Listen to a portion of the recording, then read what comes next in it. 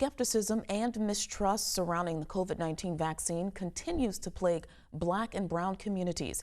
Health officials, like our next guest, are hoping to change that by documenting their vaccine journey on social media.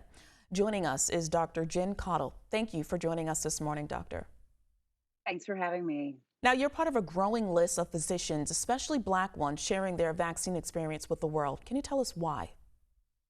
Absolutely. Well, we know that, getting vaccinated against COVID is literally one of our best bets for overcoming and fighting this pandemic. Of course, along with mask wearing, social distancing, et cetera, and things like that. But we also know that many people are concerned about the vaccine, have questions about it, want to understand how it works, what are myths, what are truths. In addition to my work as a family physician, going on television, talking about the vaccine, doing my own videos, I figured one of the best ways to really show people is to document my own self getting the vaccine, which is what I've done. So it's really to reach out to people and to show people and be transparent about the process to instill trust. Well, I must say, I don't think I've seen someone so eloquently provide a step-by-step guide, not to mention your lighting was on point.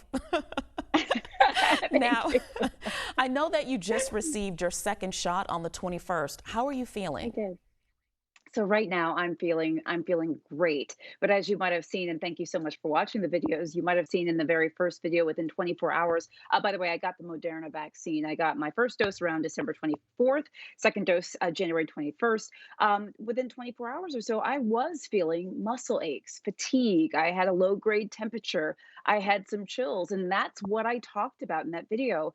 I know some people may be reluctant to talk about some of the symptoms they may have about vaccination, but I don't want to be I don't want to hide what we know can happen. It's really important for people to know that mild to moderate side effects or symptoms are very likely after vaccination. And if we're prepared for them, if we know they can happen, then when they happen, it won't be so startling, or we won't be reluctant to get our second dose or to tell someone else to be vaccinated. So while in the beginning I had some of the symptoms that we know can happen, it's been, I don't know, what, 4 or 5 days or 6 days. I'm just as good as new. And I was actually within, I don't know, 48 hours, 60 hours, I was back to my old self anyway. So it's good news. And thank you for sharing that you did actually have some of those adverse effects. Did you experience any of that during the second shot or around the second shot? So that was the second shot. I should have been clear, and I'm sorry if I Okay. wasn't. So those were the symptoms I had with the second shot. The first shot that I got really just had some arm soreness where I got the vaccine, which, by the way, I get with any vaccine I ever get. I get that with the flu shot and every other vaccine I've gotten. So that was not unusual for me. It's very common for a lot of people. It's the second vaccine that I got more of the symptoms. But once again, I'm here to tell people these should not be reasons why you are reluctant or afraid to get the vaccine. By the way, when we get symptoms like this, and first of all, not everyone will understand that getting the vaccine is not necessarily signing up for the symptoms that I mentioned. Some people will, some people will not. But if you get the symptoms, it's a sign that your immune system is working, that the shot's actually working in your body. And by the way, if you don't get the symptoms, it doesn't mean the shot's not working. But with some over-the-counter medications, most people, including myself, are just as good as new. What's really important, if I can mention very quickly, and I'm so glad in your opening you talked about how COVID-19 cases are really on the rise. We know that African Americans and Latinos, we are disproportionately affected by COVID-19.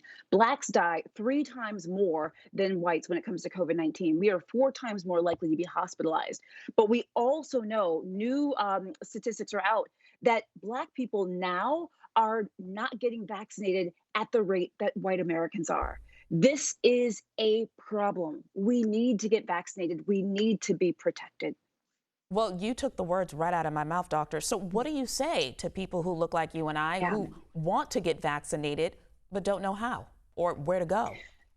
Well, so let's talk about this elephant in the room, right? Because this is a very real thing. My parents are in their early 70s. They were in Nashville. They live in Nashville, Tennessee. They called around for a few weeks trying to find out where they can get a vaccine. They only found out from, a neighbor where the neighbor got the vaccine and passed it on, thankfully, to my parents. Let's be very clear that there is a problem with vaccine distribution in this country. Not only distribution, but availability. Not only do we not have enough vaccines right now, but they're not being distributed either equitably or fairly or easily.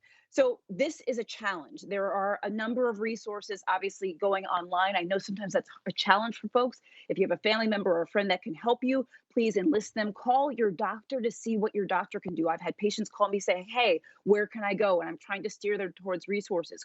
Call your local governments. Go onto your local state government websites. Again, it's not perfect. We have a long ways to go.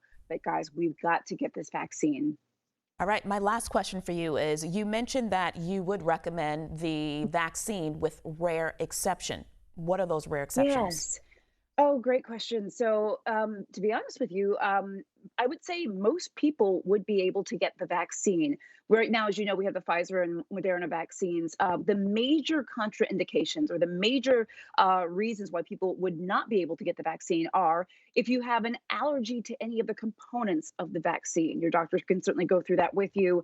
If you've had an allergy or an allergic reaction to a COVID vaccine before, so if you've gotten the first dose and had an allergic reaction to that, and if you've had allergies to some related products to those that are in the vaccine. I know I'm sounding a little vague, but really it's those who have allergic reactions to products, components of the vaccine or to the vaccine. If you have a history of major allergic reactions to vaccines, other vaccines in the past, it doesn't necessarily mean you cannot get the COVID vaccine, but you got to talk to your doctor and what we call be risk stratified. Your doctor has to go through and say, okay, is this right for you? Is this not, etc. But autoimmune diseases are okay for most people to get the vaccine. If you have a weakened immune system, these vaccines don't contain preservatives, eggs, or latex. So people with egg allergies that are worried about it. So interestingly enough, there are a lot of people. I would say probably most people would be eligible for the vaccine. All right, Talk to your Doctor. doctor, of course. Most definitely. Dr. Jen Caudle, Yes, thank you so much for joining us this morning on BNC. Have a wonderful day. you as well. Coming up, despite setbacks from Republican lawmakers, Democrats are still pushing for Trump's impeachment. After the break, find out how former president is preparing for that trial. You're watching BNC Morning.